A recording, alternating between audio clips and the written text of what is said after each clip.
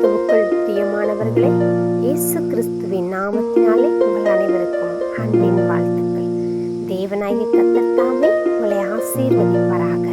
இந்த நாள் முழுவதும் ஜீவனுள்ள தேவன், வல்லமையுள்ள தேவனாகிய கர்த்தர் உங்களோடு கூட இருப்பார்.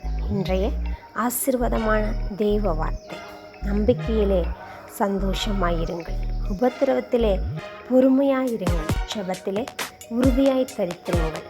ரோமர் 12:12. ஆம் பிரியமானவர்களே, ஆவிக்குரியவர்களாய் தேவனுடைய பிள்ளைகளாய் இருக்கிற நமக்கு இம்மூன்றும் மிகவும் அவசியமாய் காணப்படுகிறது. நம்பிக்கையிலே சந்தோஷமாக இருக்கணும். கர்த்தரே மெய்யான தெய்வம் என்கிறதான அந்த நம்பிக்கையில், விசுவாசத்தில் எல்லா நேரங்களிலும் என்னை நடத்துவார் என்கிற அந்த நம்பிக்கையில் உறுதியாய் தரித்திருக்கும் பொழுது, சந்தோஷமாக இருக்கும் பொழுது, கர்த்தரை பாடி மகிழ்ச்சியாக ஆராதனை செய்யும் பொழுது தேவனாய் கர்த்தர் நம்மோடு கூட இருந்து பெரிய காரியங்களை செய்வார். யோபுவை பார்க்கிறோம்.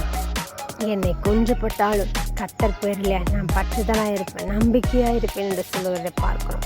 அதே போல தாங்க உபத்திரவத்தில் பொறுமையாக இருக்க நாம் கற்றுக்கொள்ள வேண்டும். ஆம் பிரியமானவர்களே, சகல உபத்திரவங்களிலும் யோபு தேவனை தூசிக்கவும் இல்லை, பாவம் செய்யவும் இல்லை என்று பார்க்கிறோம்.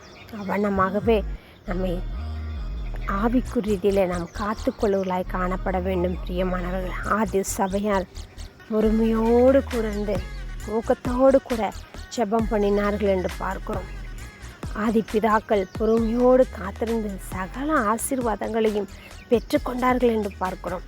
அவன் நம் மனமே வேதத்தில் காணப்படுகிற பரிசுத்தவான்களைப் போல ஜெபங்களிலே நாம் உறுதியாய் ஆசீர்வாதங்களை பெற்றுக்கொண்டு நாம் பிரகாசிப்போம்.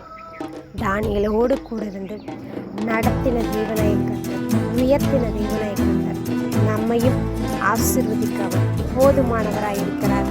நடத்துவார், ஆசீர்வதிப்பார். அவரையே நம்பி இருப்போம். God bless you.